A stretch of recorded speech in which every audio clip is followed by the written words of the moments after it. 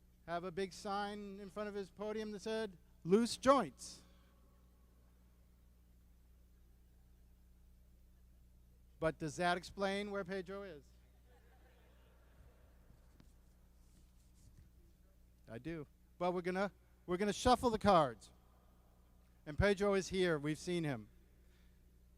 And we're gonna instead, after said all that stuff, I have to switch gears, and I'm gonna invite another great poet, because these are all great people up here. Another great poet of the Lower East Side, Eileen Myles, is gonna come up.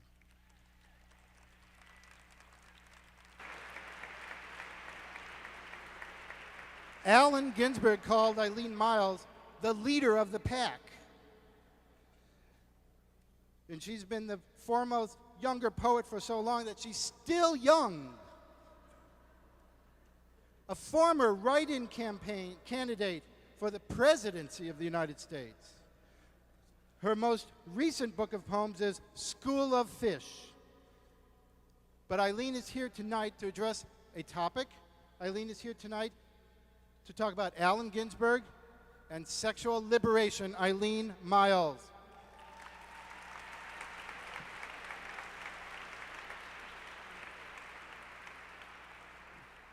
Hi. So this is kind of Allen as queer. Allen was more of a star than a homosexual. His great triumph was that you forgot he was gay.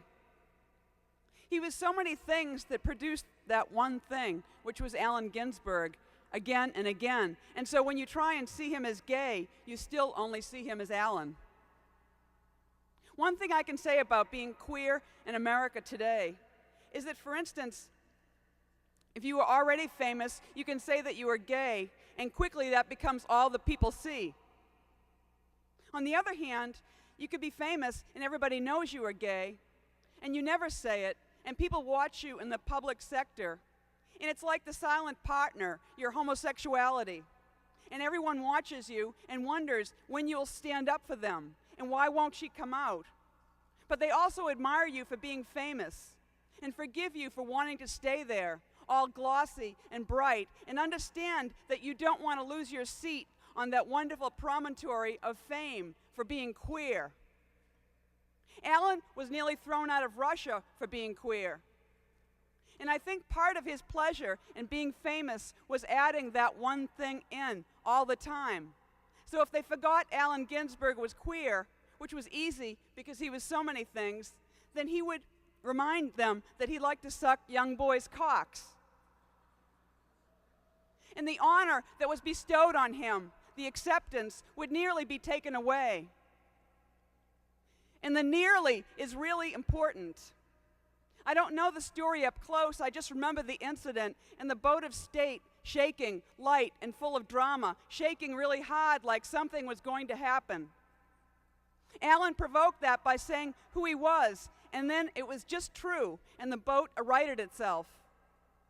Allen knew how to stay with it. He put his queer shoulder to the wheel. I think about being gay in America right now and how for a moment our president stood up for us. Briefly, he tried to make it okay for gays in the military. And everyone knows the military is loaded with queers. Is it only gay people who know that any same-sex organization is intrinsically more gay than straight?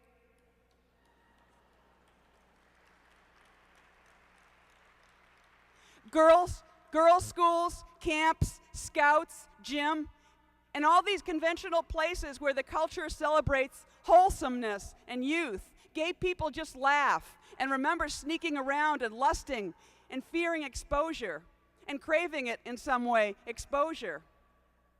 Almost getting caught is hot. So keep that in mind, the exciting fear of exposure, playing it close. And think of the famous American poet Allen Ginsberg, who loved to sing about losing his cherry to HP in Provincetown. Naked Allen, who lived by exposure. So the way things wound up in America in the military is that the ship of state started rocking again. And see, the problem is our president isn't gay. He couldn't stay out there. He had to back down. The solution in the military was that you can do anything you want, you just can't talk about it. And no one can ask you either, and the responsibility for homosexuality is put back on the queer in a very strange way, as if the compulsion to tell were the irresistible part of being gay, as if coming out was the thing that has to stop, and no one really minds women fucking women and men fucking men. And if we would just do it quietly like heterosexuals do, then everything would be okay. And then you turn on the TV and there's a cute romance. And then you change the channel and there's a show about a young girl coming of age and liking a boy. And then you watch another show about Seinfeld having a naked woman cleaning his apartment. And it's really funny. And of course you're bombarded with images of heterosexuality all day long. No, you can,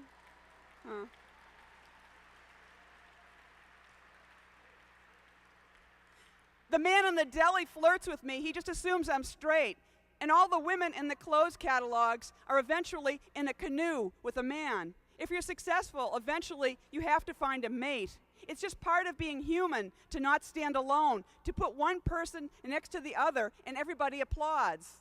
But what if we stopped that? What if we suggested for a moment that yes, it is okay to silently mate and breed and come of age and think about the opposite sex, but no school dances, please, and no proms, and no weddings, and no cute blind date plots on TV, no rock and roll, no movies about love, and no Valentine's Day, and no in-laws, and no tax breaks, no celebrations of what you do, no songs, and no schools for your kids because we don't know how that happened. Why should we pay for it? And no health insurance for more than one person in your house, because then we'll have to think about what you do. The fact that we are essentially paying for you living together and doing it all the time is really disturbing. As if we should take care of that, your love, as you call it, your lifestyle. Two lousy bodies lying in bed in a house for years and the offspring of your shame.